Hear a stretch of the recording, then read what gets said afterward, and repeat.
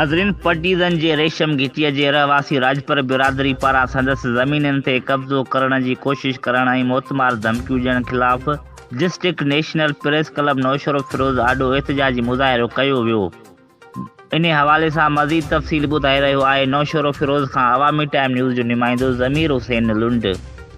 नौशरो फिरोज़ पटीज़न जे रेशम घिटी जे रहवासी राजपर बिरादरी पारां संदसि ज़मीन ते कब्ज़ो करण जी कोशिश करण ऐं मोतमार धमकियूं ॾियण ख़िलाफ़ district national press club Naushahro Feroze आॾो एहतजाजी मुज़ाहिरो कयो वियो।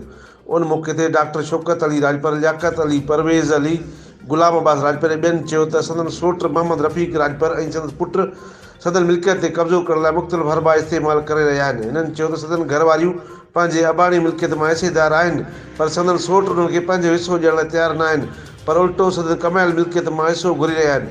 न ॾियण ते खेनि मुतमार धमकियूं ॾेई रहिया आहिनि। हिननि चयो त मिलंदड़ धमकियुनि बाबति अदालत बि खेसि तहफ़ुज़ फ़राहम करण जी हिदायत कई आहे, पर संदन सोट खेनि बिना जवाब बदनाम करे रहियो आहे। हिननि इंसाफ़ जी तहफ़ुज़ फ़राहम करण जो लाइ मुतालबो कयो आहे।